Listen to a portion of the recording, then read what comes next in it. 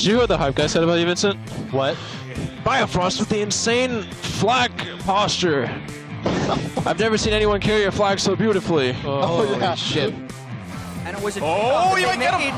He won't quite die to the poison, I don't think. Oh, he does! Oh, he burns down! Nice. I can try solo kill. No. But he got a flash. Back in this one on the front line. He's Tossed it up. all He's out of health. Oath back in. He can't quite kill off Smoothie. They're going to go for Biofrost. That will be TSM's. Bad no flash. Nice. There's two for C9.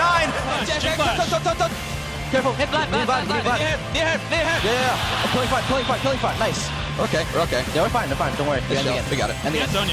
End the game. Yes. Okay, good job. Nice. Good shit, guys. Good shit. And game one goes to Cloud9. Welcome back, everyone. Toronto, what you see here is what's on the line here today. The North American Summer Championship.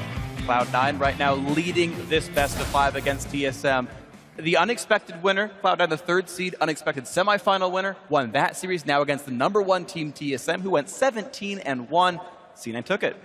And a lot of game one came down to individual outplays and outplaying each other's lane opponents. You know, Jensen with the solo kill in mid lane to start things off, earns an approving nod there from Riv. Yeah, it's a good kill. Yeah, exactly. And then in the bot lane, they get 2v2 kill there. You even heard in that replay, you know, Impact's almost solo killing top lane, forcing out summoners on his own as well. They won every single lane, and C9 does appear to be getting better and better. But for TSM, I feel like they need to find a way to make the game faster. They had the fastest average game time in the regular season at 32 minutes, and they are averaging 40-minute games during the playoffs. That was another example where it feels like TSM got trapped in the laning phase and could never actually manufacture any type of macro decisions. They need to play a strong laning phase, they need to get out of it quick, and they need to push the aggression onto C9, and I think that's the way, if TSM wants to get back in the series, that they have to do it. We'll see if they can hasten it up a little bit, but right now it's been a few splits since C9 has actually been running for the championship, but of course now they are. And Sneaky shares a few reasons he's happy to be back in the finals. It would mean a lot to me, getting another title, because there's just been this long period of time where I wasn't involved. We didn't even go to playoffs at all summer last year. Only went to the first round, spring split, and now I'm here again, finally back in the finals. So it would mean a lot for my career and just maybe what people think of me. I've been getting a lot of memes as of recent about my laning phase. It doesn't really mean anything, but it's just there's memes and I could destroy them. And he did! 2 solo kills. That's a way to answer it right off the bat. Solo kills unfair. Yeah. Duo kills. Smoothie helps. Solo kills? No, two kills. Yeah. Duo kills, whatever. It was a laning phase. Lane phase, yeah. Specifically, it's been 2 years since he's been able to win. 2014 spring was the last split that Sneaky won in the LCS, and now he's watched TSM win 2, and then COG win 2, and now that he's back and up 1-0, 2 more games. It's got to feel good. Definitely does. I mean, honestly, he starts this series out with a win. That's always got to feel good. And now 2 more, and Cloud9 could once again be champions their 3rd time in 5 tries. Now it would be champs like about to ready to go, and it's going to be fun. In lane can mean a whole different thing. Sneaky laning phase, lol. Yeah. Every time he gets a kill. Exactly, there you go. There you go. It's where the tons of damage meme even came from for me. I used it like 17 times in the original Yorick champion spotlight, who was a dumpster fire on release, now getting remade in a lot better shape, but became a positive thing. So Sneaky's laning phase, well, how about a double kill onto double it from Biofrost? Feels good. All right, so Tom Kench, one change already coming through here. TSM obviously feeling they need to ban this away from Smoothie. Yeah. Well, that's the funny thing is TSM had actually received 3 straight Tom Kench bans in their series against CLG, and C9 was like, yeah, go ahead and play the champion. We don't care. Pick it up whenever you want.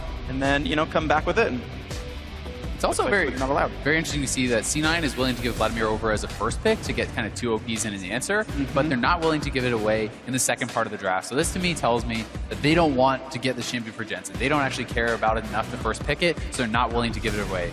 Yeah, and there's actually rumors that it's not a real part of Jensen's champion pool. They have not been prioritizing it in playoffs. They've been banning it a lot in playoffs as well. And it's one thing that maybe TSM can use to work around them, but like, basically this means if TSM is blue side again, maybe they don't first pick Vladimir and they force him to ban it away. But for now, Cinder ban, Gnar first pick has a lot of value.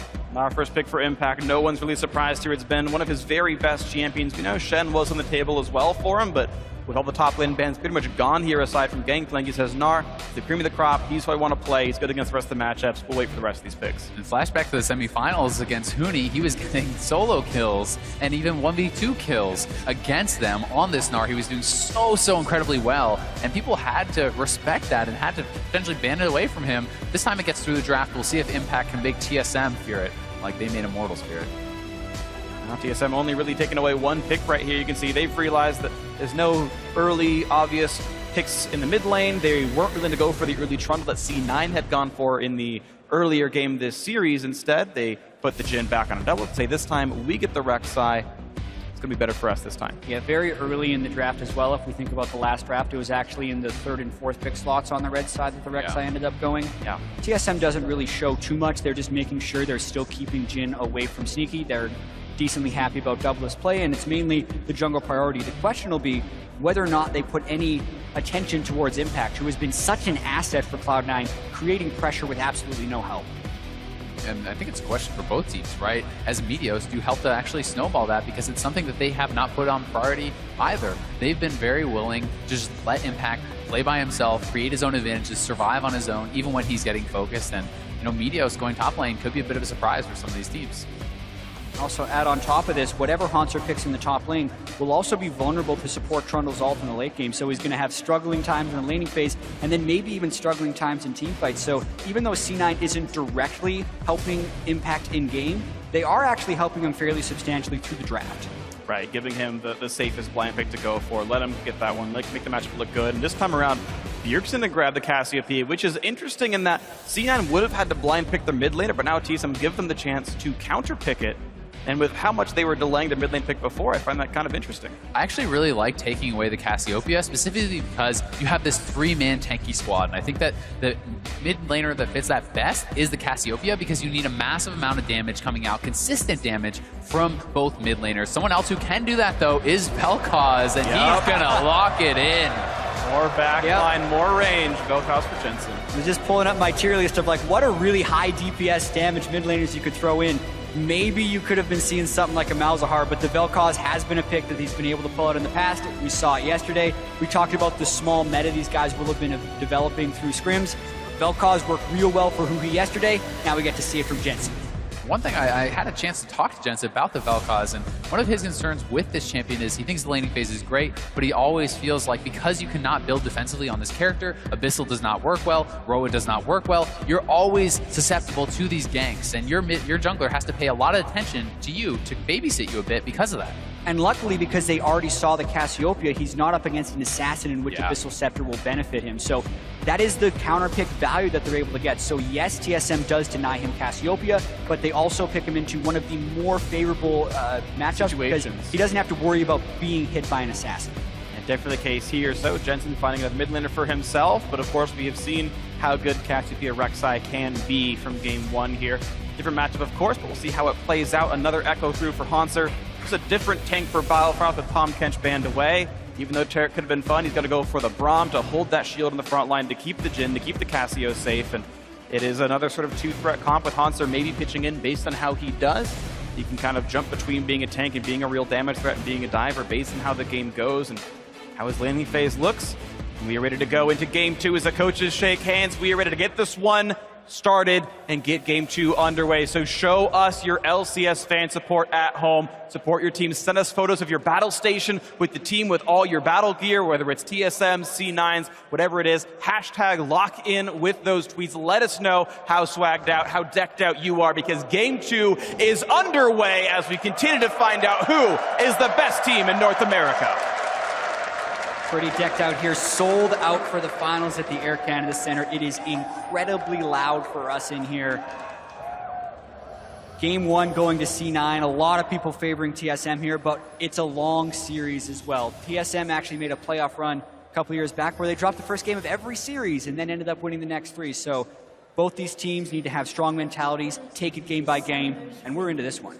And in C9, you can't expect to always get those advantages in lane. It's often TSM that are carving out those edges. So we'll see how this one's going to go. Well, you can see a deep invade by TSM right now heading down. A trinket ward will spot whether the Krugs start by a jungler or the duo lane. Sneaky hides in the brush, sees it goes down. Svenskeren saying, don't you dare ward my jungle, and so Jensen doesn't. Yeah, another defensive line-ish start right here, but getting that one deep ward is pretty nice. It's all about trying to read where the very early jungle paths start. Because a lot of times, since the lane swap changes, the junglers are kind of doing a double buff rush and then trying to get control of the bottom lane scuttlecrat. So by getting that ward in at the Krugs, they can kind of surmise whether or not Svenskeren starts at red or if he starts at Krugs, and that can tell you a little bit about his path.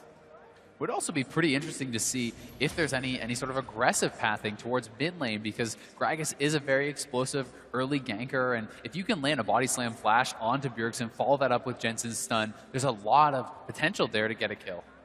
And right now you're going to see that all the jungle starts are accounted for. C9 can see that TSM has started Krugs with their top laner and jungler, and a similar ward on the Krugs shows that C9 are using Krugs for their dual lane, which you can pretty much always deduce the fact that Meteos has started Gromp by the left-hand side. So both junglers starting top side.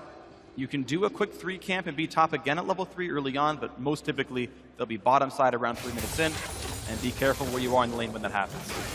Both dual lanes also took a camp and arrived at exactly the same time, so even start for them. Level 2 gets hit by both marksmen very quickly, but it is C9 with a very early shove. I'm expecting some fireworks in this bottom lane here based on what happened last game. Yeah, if you talk to Matt from the support stream over the weekend, the prior one, he said you basically try to shove in the first 2 waves if you're the push lead, and then have the third one bounce back toward you. Now the lane is going towards your turret, now your opponent's overextending, right as the time your junglers are coming out of their level 3 camps.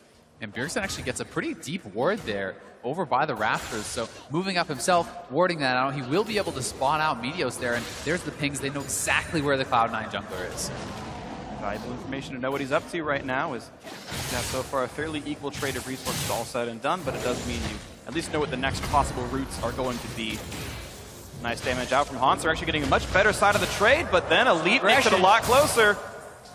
Yeah, and that type of aggression can be played in that lane because of the wards that Smoothie had just gone and found, so he knew he was pretty safe to try and bully Hanser a little bit.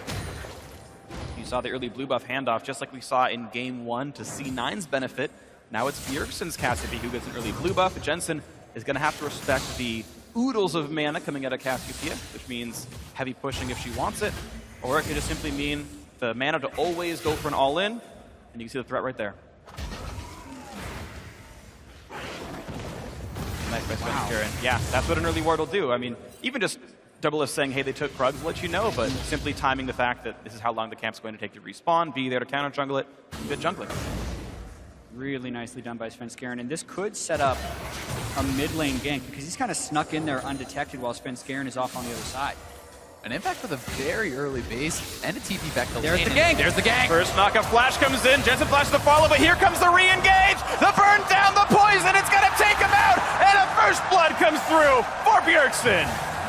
Bjergsen strikes back with a lot of help from his jungle Svenskeren there. Flash knockup, they get both summoners, but they burn 3 as well on their own side. The early blue buff, the entire early game, the counter jungle from Sven, that all led up to that moment, and it gives TSM an edge. Gives them a big edge, and if Jensen had landed that stun, it could have been a first blood going the other way. He was so close to actually landing those skill shots. Doesn't go his way, though. Oh, yeah! Better right-clicking by Meteos, got close to do it. The smite didn't quite land on either front. And of course, a very good start for the TSM mid laner. So far, so good. The Cassiopeia blind pick paying out nicely. Just a great flash knockup, and the debilitating poison, of course, guaranteeing Jets couldn't flash out early. And here it is again. Svenskeren with such nice pathing, full commitment to that. And look at those skill shots, just barely missing. The turret was on him. If he lands that stun, he gets the kill. And I also do think it's critical that Bjergsen ghosted during that. It gave him more move speed with which to sidestep the skill shot at the end. It was a nice try by Jensen, but at the end of the day, he's in the reverse of the matchup he just got to play. It's an early tier for the Cassiopeia and potentially a lot of bullying in this lane for Bjergsen. He's level 5 To 4. For a second, I thought he's level 6. My angle was wrong. I was like, oh my god, 2 levels. But just the one. He will hit 6 first, and that'll be big. It's also, the wave is pushing slowly towards Bjergsen, and Svenskeren down here again could look to return. Low on HP, though. Probably has the base first. Sven, of course, knew Meteos was coming. Tremorsen's helping with that. Meteos says there's a ward. Give me that money. Give me that experience. Push them back out of the jungle. TSM have managed to find a faster-paced game. Their dual lane actually up farm right now, +5. Hansr actually losing his lane, but you've seen him able to trade aggressively against Impact. And of course, that kill by Bjergsen, hey, 2 out of 3 lanes winning is a good thing for TSM. And Hansr got a better buy as well with his TP. He gets more items, more power here, has that kind of triple early game item start, and this should be able to help him get through this lane very well. Yeah, and he also has to kind of infer a playstyle against C9. Like, how long do you have to watch Meteos not be top lane before you go aggressive? Because there's always in the back of your head, maybe Impact's playing so aggressive because he actually has his jungler here this time.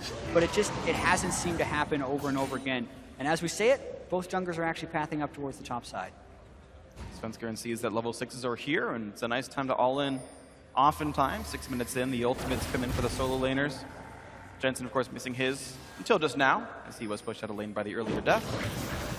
These two junglers have been tracking each other so well, battling back and forth, always having the confidence to get in their opponent's faces, to get the counter jungling and that deep vision. And it really is a lot of this kind of mental duel back and forth between these guys. And I will say, Svenskeren put a lot of resources into that first gank. His CS is very low for 7 minutes into the game on the rec side. He has the TM out, so he'll want to power farm a little bit. But with the level disadvantage, if Meteos keeps tracking him, he can kind of make it so that Tiamat doesn't give the farm advantage you normally see on a rec side. Right, individually, Svenskeren and Meteos have the exact same goal, but Svenskeren had a 200 gold first blood, right? The assist there, worth a lot of money. And it's been, as you mentioned, a kind of a difference in farm. So Svenskeren might be able to catch up. He goes for his red buff. Look at this extremely defensive buy here from Bjergsen. He knows he was summerless, he didn't want to risk getting taken out, and he actually picks up a giant spell here. So he's really just having the confidence that he can scale later and doesn't need the power now, just wants to make sure he doesn't give over any kills. And a lot of that he doesn't need Morel and Amacon fighting up against the Vladimir or anything, so he's going to go Riley's second item, and didn't have 1250 for the full needlessly large rods. He's like, well, best item I can get. But it certainly does help the fact that a Gragas flash body slam is probably going to mean death if he doesn't have any extra HP. TSM actually playing, again, a bit more aggressively. The two of them together going into Cloud9's jungle. Svenskeren looking for a deep ward or two. His Trinket's now on cooldown. In fact, he should have known that Meteos is around, so Jensen comes in to help. Prey Seeker won't find much, and this should be Meteos without smite, but without a worry, grabs the red buff. Yeah, and TSM is also starting to win these mid and bottom lanes by a non-trivial amount, but the dueling will just continue on the top side. With Infernal Drake being the first one up, I think that's pretty critical, but Impact, he wants Hansr. Looking pretty good. The passive stacks come off, and now it's Hansr forced to run away, and TSM making an early push towards this Infernal Drake right now. Gragatha just recalled. I think that was a track that TSM had, knowing that Meteos is not around. That's going to mean an easy fourth shot. 1,000 damage, last hit, better than Smite. Who needs a Kalista when you've got Jhin? Double if knocks down the Drake. Nice Drake for them, and it's going to be a question here if it really hurts C9, because even though C9 had great control in the first game, throughout the season they haven't. And when asked about it, Reaper does say, like, oftentimes C9 likes to trade that for a tempo event. Meteos went back and got a good buy. What can they get now? Well, they can get a little bit of damage back and forth with Biofrost shielding up the volley. We do have to kind of track Meteos here, who has his ultimate available, still has that flash, and that first gank can be a very explosive one from Gragas, has a lot of playmaking potential, especially in combination with Sneaky, this Ash Arrow, if they want to try to move him around and pile in on Bjergsen, who's not playing Cleanse, which sometimes can be really punished by Ashes. Again, you've always got to worry about that one. It's not like he wants to buy a Quicksilver Sash anywhere in this build, of course, so always something to keep in mind. Anytime you have those playmaking tools, gold leads sometimes don't matter. Right now it's only 1,000 anyway, but TSM definitely looking good. That early gank was a very big deal from Svenskeren, and they continue to have priority on the mid lane. I remember one of the things when hosting the mid lane stream way back with Skara and Mark, they were comparing Bjergsen to Jensen, and one of the big things that was so good for Bjergsen is he almost always had priority in the mid lane. He was always roaming first, and he was just there for the side lane pressure, that if they ever had some kind of advantage to pull, which, well, Curtain Call's a pretty good one for that, he's there, ready to make it a 3-on-2, ready to make the gank happen. One nice thing for Jensen, though, playing Vel'Koz, you have such high amounts of wave clear that even if you are a little bit behind, you can safely sit back and clear out those waves with the double W, and it is not a champion that's easy to really kind of bully out. Yeah, especially with the Giant spell, where Bjergsen's mainly trying to get resilience to ganks. Meteos walking through a pink board, this could be his flash gank. Body slam, not gonna flash. he was trying to play a mind game. He actually wanted Bjergsen to flash, expecting the body slam flash, and a lot of That's respect. a dangerous game not to flash if you're Bjergsen right there, but he saves his flash because he was willing to call Meteos on his bluff. And maybe he has the confidence he can just reactively flash that one, which is pretty crazy. Flash is instant. You can't reactively flash a flash. I think Bjergsen knew the exact range body slam flash could reach because he saw him on the pink board, says I'm going to be exactly this range away, and just holds that line and says, if you flash, you're not going to catch me. I know the range is better than you do. If I'm playing in Bjergsen's mind, that's what I'm thinking, is to play at the range where you aren't even available for that option. Either way, though, he makes the right call, does not get flashed on, does not lose his own summoners either. Didn't even go to the safer option if you were afraid and caught unaware. So all summoners up, and the first time Meteos actually walks into a lane, nothing happens. Very true, and the CS is starting to equalize between him and Svenskeren as well. You speak about the Ash Arrow that could be influencing the rest of the map, but in order for that to happen, I do feel like C9 would need to get some type of priority on the bottom side, because right now I think they have to save the Ash Arrow in case of TSM aggression, since with the Braum and the Jhin, they can get quite aggressive in that duo lane if they get a gank. Certainly can. And both junglers actually down here on the bot side. Jensen's starting to roam as well. Right now, it's Smoothie getting rid of the ward. Here comes Svenskeren. This could be a fight. The support's very low on health. Smoothie's got to run back, and a great flash by Double gets away from Enchanted Crystal Arrow, and Svenskeren knocked into Smoothie, and here comes the teleport. Haunter's part of this engagement, and Sneaky's getting low. He flashed to stay alive. Impacts in the tray as well, and suddenly Sven's out of health. There's the first kill coming through. Suddenly, it's going to be a lot of kills coming through, but here comes the re-engage. They've found one, and no more snipes come through for Double. However, it's still +1. TSM getting a 2-for-1. And Haunter sneaking around here on the side. They're potentially looking for more, but they will go for that first turret. Man, what a close fight right there. It was a risky ward for Smoothie to track. He had Meteos behind him, but Doublelift flashing the Ash Arrow does give TSM a little bit of an edge, even with Jensen roaming down with his Ghost. Plus, they get that first turret. That's a big gold lead. 3,000 for TSM. We can see how it all happens right here. Yeah, and Smoothie really far up there. They commit to the fight, and Meteos not able to really ult any key targets in. And look at that reactive flash from Doublelift flashing out of that Ash Arrow as Svenskeren gets knocked into the team. Doublelift is safe. He's in the back doing lots of damage while Sneaky is already chunked out of the fight. Now, Haunter came in from a bit of a strange angle, so when he ulted back, he couldn't make it.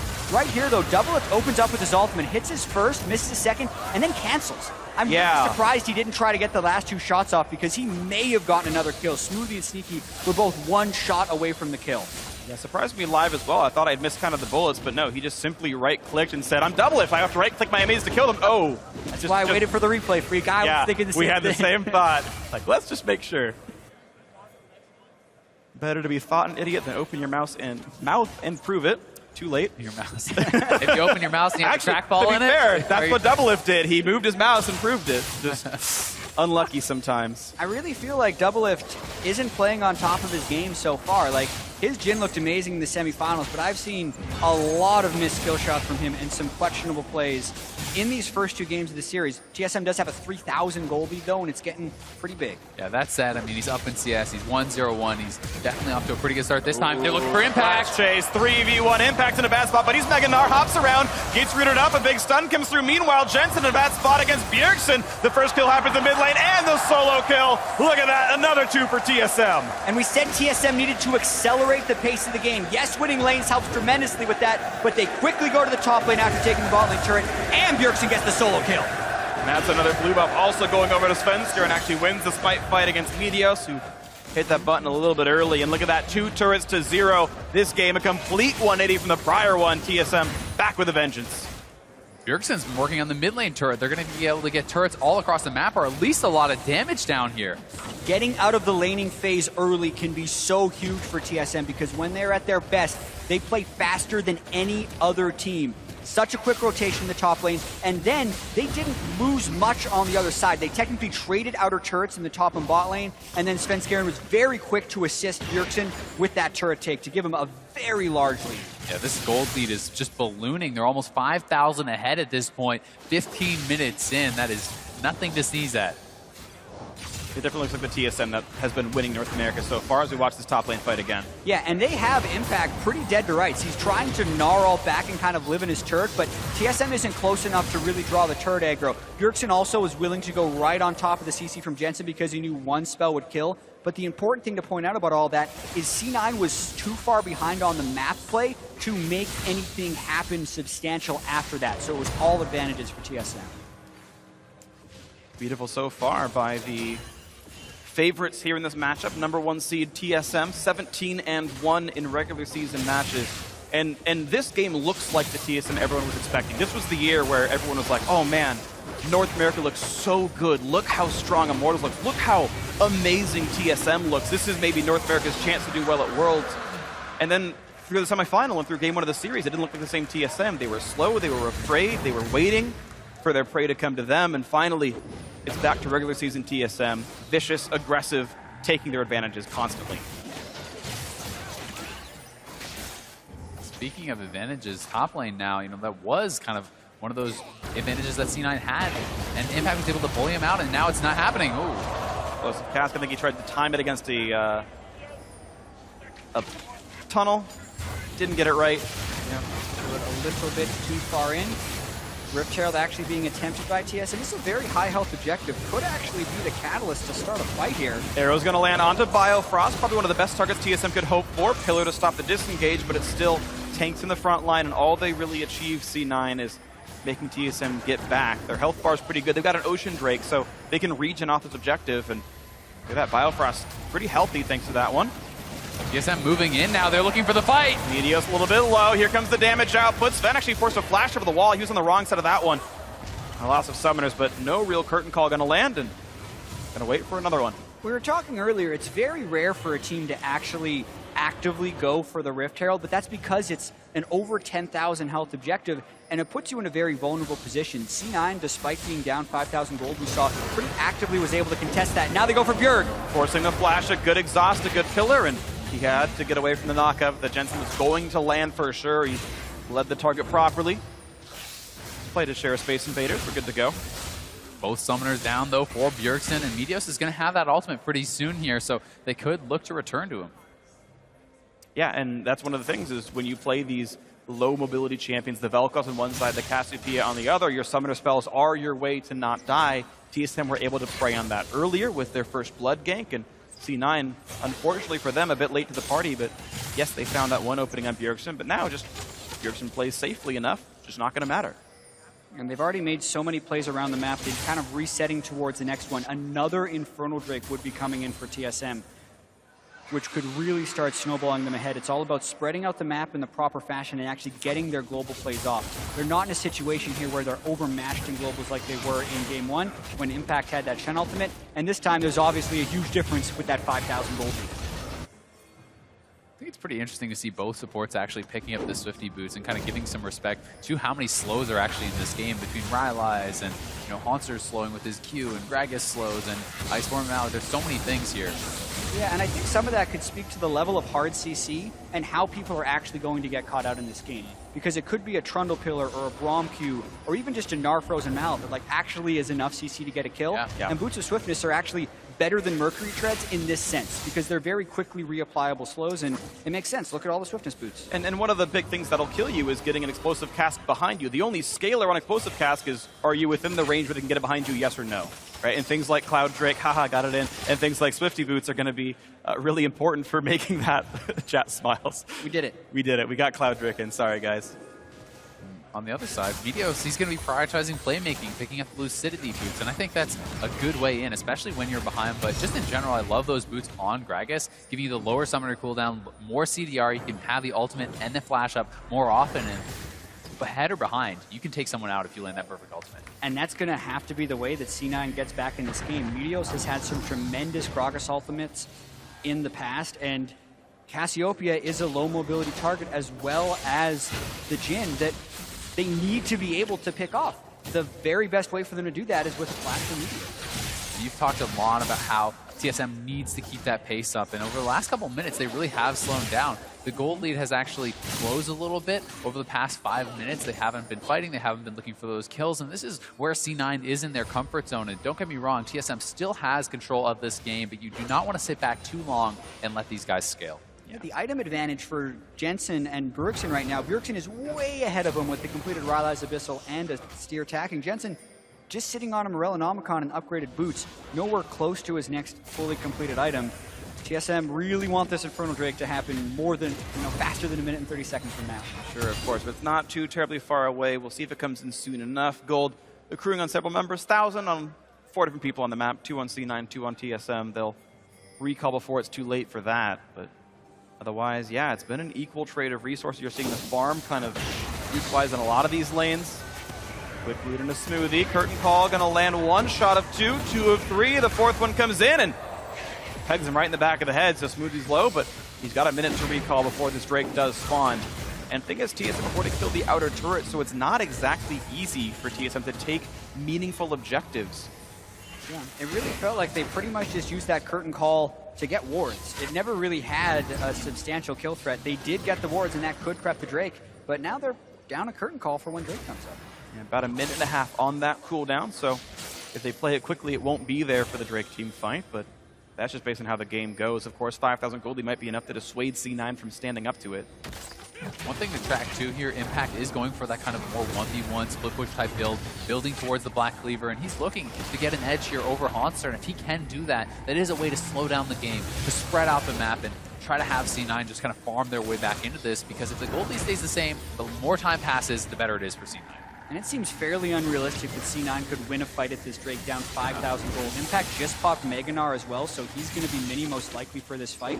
It would be immensely dangerous for C9 to do this. The best case scenario is if C9 can get the mid lane turret while the Drake is happening. But they're dragging Impact down the map. They could have said, let's go 5-man top and knock down the outer turret that no one's around, but instead they are positioning for really this want one. to fight. Smoothie's at half, runs through the poison. Drake getting lower and lower. Meteos walking forward, can't land the smite. That's going to go over to TSM. They've now got extra stats for this battle.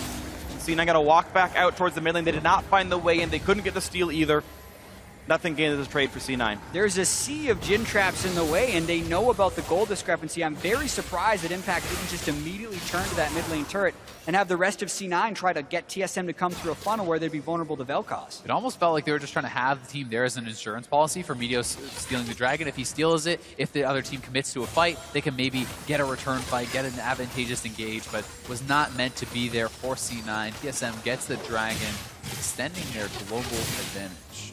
Yeah, you just have to wonder if a 20-80 chance that Drake is better than just getting 80% of a mid lane turret's health, or even all of top lane by leaving Impact there and maybe just sending Sneaky for the rest of the damage and hold the mid lane 3v5. But C9 get nothing for the effort. TSM dedicate 5 people to the river, walk away with the Drake, and walk back with control.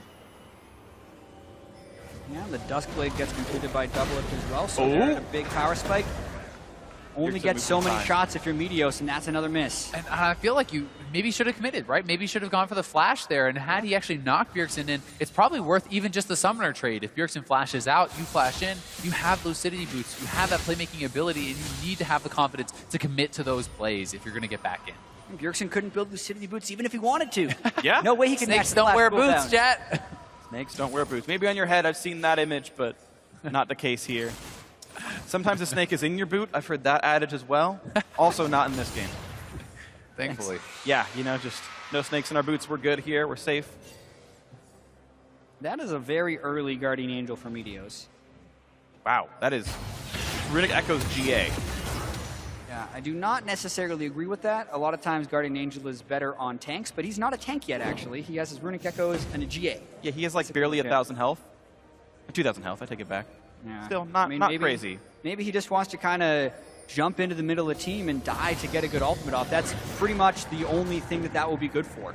Exactly. I think it's kind of just saying, hey, we need to win one big fight. What is a powerful item for the one fight? And he's saying it's the GA, giving him that playmaking ability, maybe the confidence to actually fly in there and sacrifice to try to get a trade with one of TSM's carries. Yeah, and the thing with that is the team will have to fully commit for those fights because one of the most useless things is when a tank is by himself, dies, and then the whole team waits around him to just revive because then it's a completely wasted item. The team needs to be fighting around him when he goes for that engage. Definitely agree.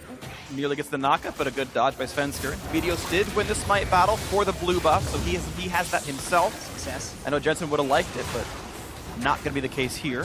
TSM now looking to siege on this mid lane. Baron is up, but they don't really feel like they can go for it. Instead, they're playing the siege. Pillar does not quite catch the targets he wants. Double lift a little bit low. You imagine if the Pillar were on the other side, it would have forced the flash. And now Meteos can't quite find his way in either. He's got CDR, but he doesn't quite have the move speed for it. And TSM regen up.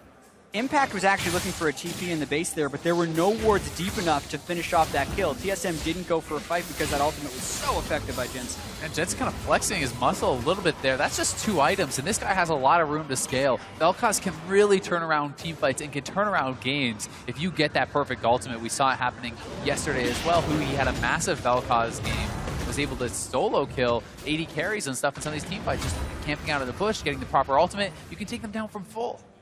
Well, if that happens, it'll be nice for C9, but they're going to need a while to go. Jensen does not have much money in the account right now. It's going to be several minutes till something like a Void Staff or a Death Cap comes in.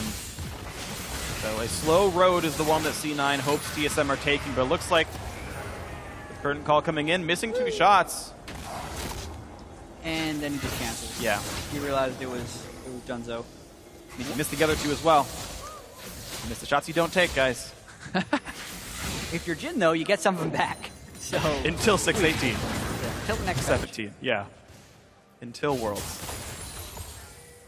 Okay, that's not where we are. We're at the trip to Worlds. TSM, while they know they're going to that tournament, they can get the #1 seed from North America if they win this one. C9 have nothing secured in their future. They're either waiting for Final Boss Immortals or CLG, or they just take down TSM and get the spot themselves. But C9 have to win a best-of-5 either here or next week to make that trip. That first seed is so important. Being able to dodge some of these top-tier teams can get you an easier road out of groups into the later stages of the tournament. Building that confidence throughout a tournament can be massive.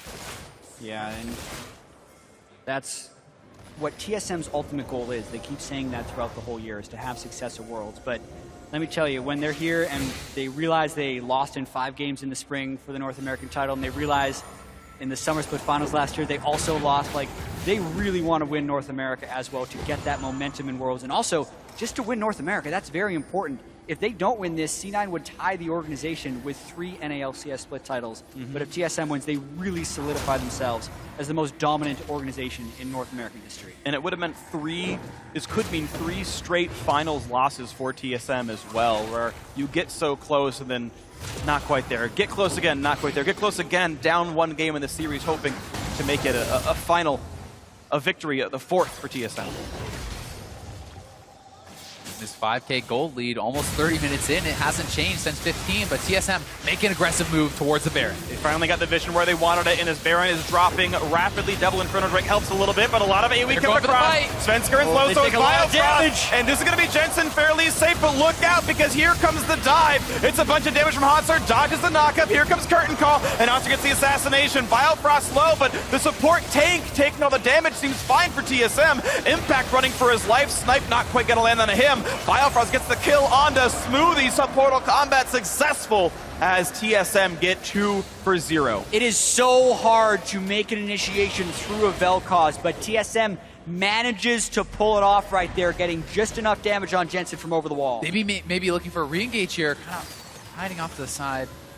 Very low. Yeah, they decided their tanks were low enough. They had to recall, but still, it means 2 kills. That's a nice 900 gold for TSM for their troubles.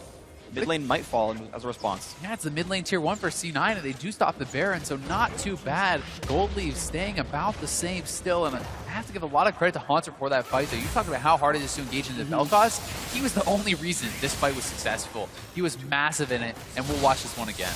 Yeah, he's on the other side of the map when this starts, so Svenskeren actually walks through the Vel'Koz, has to flash out, and then the interesting thing here is so many times when Echoes come into the fight, when they ult, they go back to their location, but he just was there long enough so that he was able to ult back for the heal and then go in for the assassination. Exactly, and it's that flash forward that lands it. And Impact missing a couple skill shots on the other side there. Had to get healed, had to get that movement speed to get out, but C9 looking to chase down for kills. The battle, Impact in the front line, stunned up several times in a row. He needs Mega Node, he's not got it. He's gonna get chopped up, and Double Up is on a killing spree. Haunter's still on the chase. Oh, it's back, he's totally fine. And no one's really going to die to the life Destruction Ray. They are Now low, the though. curtain call, looking for a little bit more. Smoothie to take a couple bullets, but one more might kill him, and it does. 936 knocks him out.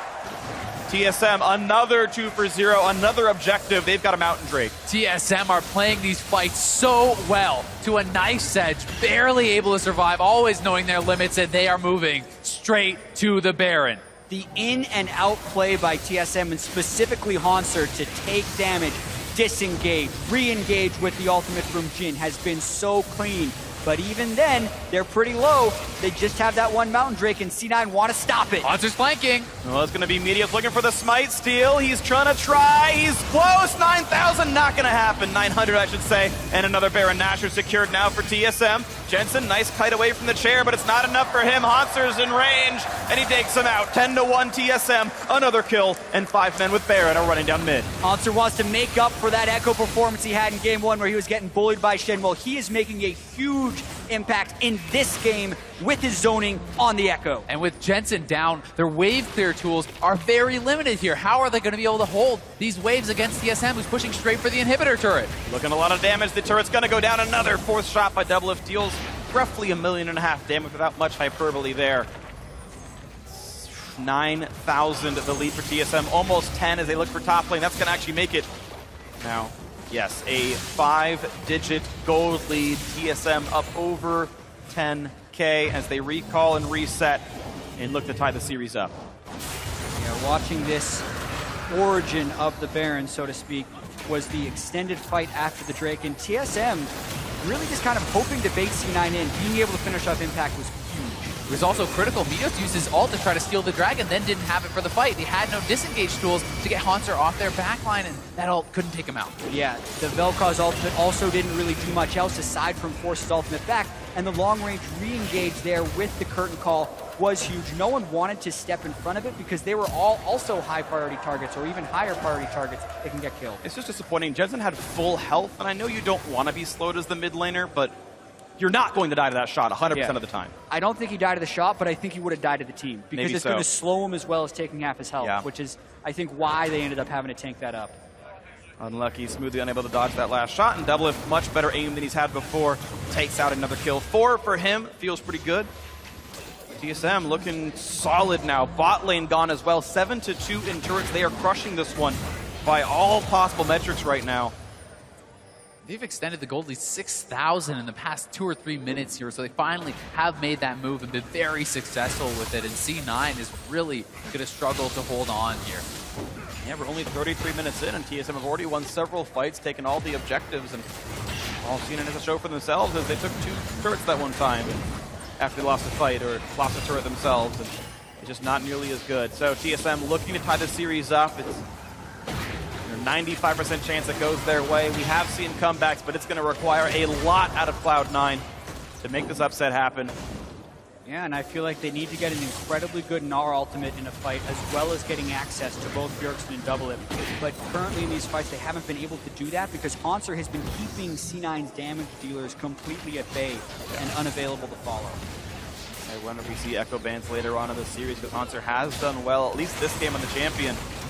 Wasn't able to be stopped. Asher hits the front line. Here comes a bunch of damage output. Gets stunned up, though. That was Hanser's doing. And it's going to be Jensen forced to run away. Quick ulti back to stay alive. A knock around. It's Hanser dueling up with Impact. And it's going to be a lot of damage back and forth. Nearly kills out the Echo, but he won't quite get him. Now it's Bio across the front line. Doublelift re-engaging. Gets stunned up, though. That's a big deal. They get rid of the AD carry. And one of TSM's 3 threats is gone. Svenskeren tunnels over the wall, has to flash out. There could be more happening. Hotshot sees the team. And it's going to be, wow, the Deathfire touch of Doublelift takes down Impact. Hanser was able to recall and teleport in. He's got the shield. He's got the chase down. There's the debilitating poison. Doublelift almost drops out.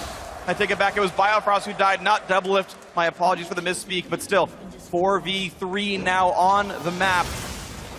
Doublelift's flash in that fight was incredible. He flashes over the wall for that Gnar ult. That was so good. We just talked about the way they win is if they get a Gnar ultimate and Doublelift knocks it away. TSM wants to continue this push, but have they overstayed their welcome? Ooh, you gotta watch out for the poison. Hanser back in as well. He wants Sneaky. It's gonna be the first kill picked up, and he will not get away as Doublelift shuts him down from long range. You've still got 4 alive for TSM as Biofrost runs down the map. Jensen's ult is back, though. C9 survive it. The TSM up 12,000 now. 2 of the inhibitors are gone. It's getting better and better for TSM. Just a flurry of action there, but with the 2 inhibitors opening up, will be a boon for TSM since they already have 4 elemental drakes with the Elder on the way. That's super hard to defend now with 2 inhibitors down, but that fight was pretty crazy. Really was. Impact making a lot of difference there for C9, keeping it close, winning the duels on the top side of there. But still, just the damage dealers here for TSM so strong, and Haunter always threatening Jensen in the back line. Just has been playing out of his mind. Definitely playing wonderfully. The Guardian Angel not far away from him as well. Just needs the combined cost at about 500 gold. And TSM saying the way we're going to close this game out is taking a nice, quick Elder Dragon, it looks like. They've had Biocross sitting in this jungle for a while, making sure they have the wards. And it's interesting that C9 has been able to push out the bottom lane, so all they would need is Sneaky to push up the mid to have a chance of contesting this Elder Drake.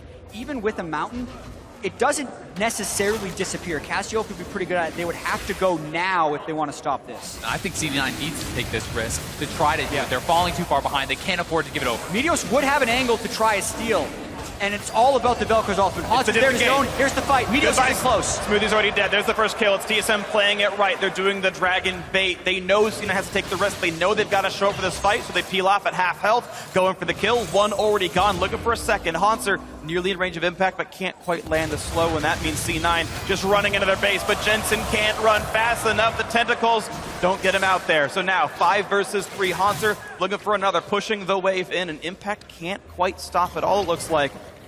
And this could actually be the final push. They've been able to kill enough people. They're keeping Impact away from the base. It's a 2-man defense attempt here for C9. 4v2 to close out the game. Meteos rooted up. Guardian Angel gonna go down, and he's been dropped already. Here comes the final Nexus turret. Here comes the series tie-in game win. Bjergsen tanks the arrow. Doublelift is legendary on this Jhin. When he got killed in lane last time, he's the carry in this one, and game 2 goes to TSM. 8-0-6 for Doublelift on the Jhin. An incredible performance as him and Bjergsen really were putting out so much damage, and Impact was just, Haunter rather, who had massive impact going on to Jensen in every single team fight. Yeah, and the resiliency of both of these teams is going to be tested. We clearly have a series on our hand. After being solo killed in mid lane and losing the 2v2, Bjergsen and Doublelift go unkilled in the entirety of Game 2 to come and even up these series. That is how you answer back after a tough Game 1. Absolutely agree, and TSM also just looking like the TSM we expected before playoffs ever happened. Doublelift saying nerves got to them and they won too slowly against CLG. It didn't look like that trademark TSM aggression. Game 1 also a bit shoddy, losing lanes. That's not typical for TSM, especially not for players of this caliber. But Game 2 looked like they never missed a beat. That was standard 2016 summer TSM League of Legends, and it looked great. And I think it's also because they got out of lanes before 15 minutes. I really do feel like TSM has to capitalize on that advantage of having better macro play than C9. They have all native English speakers. They've been really quick around the map the whole time. They praise each other's shot calling constantly, and being able to maneuver like that and rush all the objectives and force C9 into decisions really worked well for them. So a beautiful game by TSM. They, of course, strike back now and tie up the series 1-1. And once again, it's time to check in with our analysts. So, Riv, it's all yours.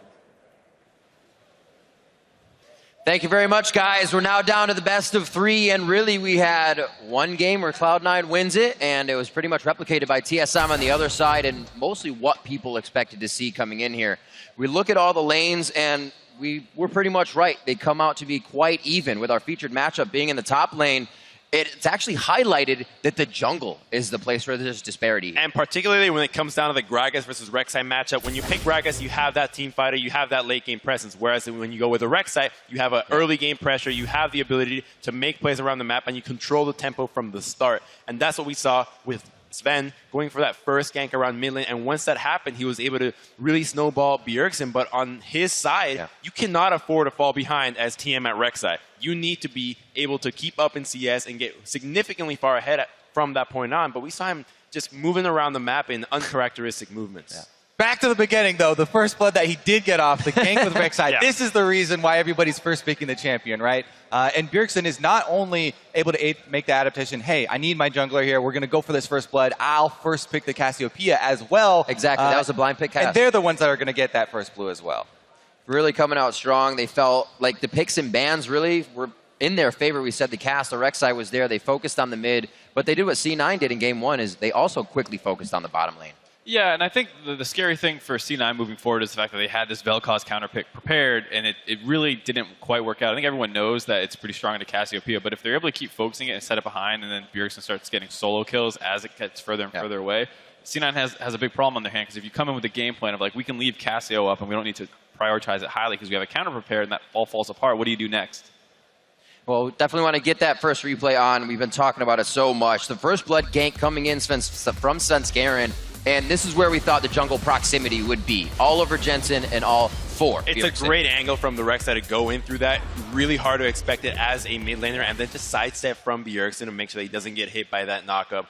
Tanks the turret just perfectly. And similar to game 1, that poison final tick getting that kill, which is always exciting to watch. Yeah, they've worked out the little kinks there, right? Because they were both fully dedicated to that play, and the slight sidestep with the extra speed from the Ghost, allowing him to get the first blood. And it really was, as we said, in TSM fashion coming into this one. There weren't too many huge replays to see, because when TSM wins a game methodically like that, they win small skirmishes, they continue to keep the opponent team behind. Right, and what I like a lot about TSM is they're always trying something, even when it doesn't necessarily result in anything. There was that red buff contest where both Bjerg and Sven kind of moved in for it, and the fact that they're constantly looking for these little things that they can do is kind of what separates them from C9 for me, where like C9's really good at capitalizing on mistakes, they can punish you, they can get their advantages, but if it's not Meteos doing something, it seems like they don't have quite as many things prepared. And that kind of play style puts so much pressure on Cloud9 react every single time. So you have to constantly be thinking, okay, what are we doing next? Because they're making a move on our side of the map. We need to be ready to either defend it or answer with something else. And it kind of accelerates the shot calling that you have to use during that match. And if you're not comfortable playing a high tempo of pressure, then you're just going to get collapsed on and rolled over. And luckily, Cloud9 did not quite do that, but it was still a rather one-sided matchup for TSM.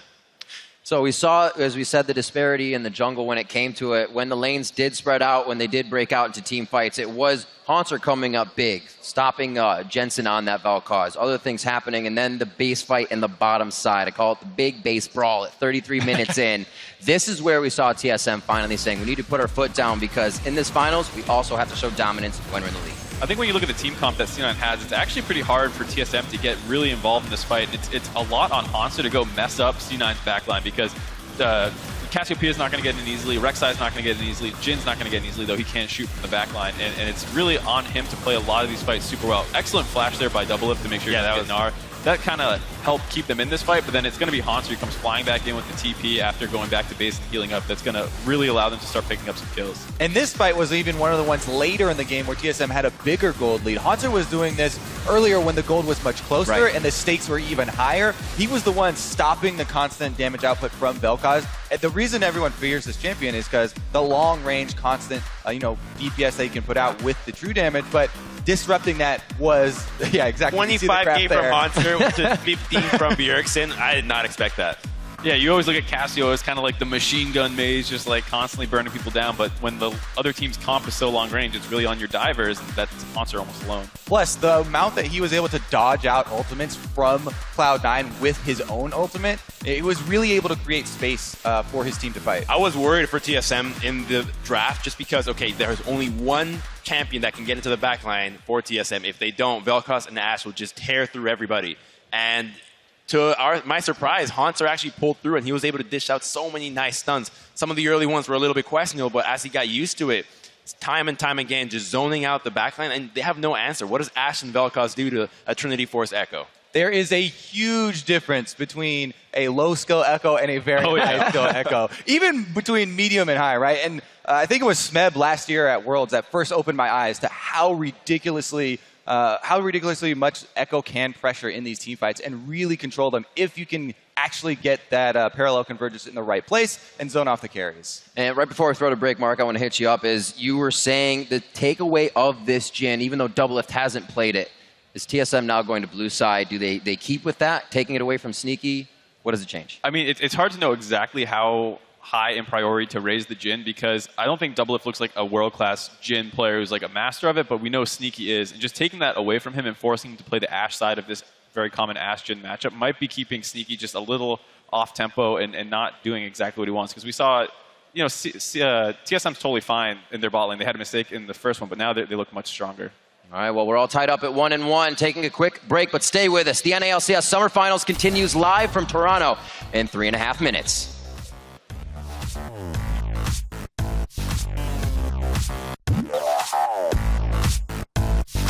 Remember to treat it like it's 0-0, guys. Yeah.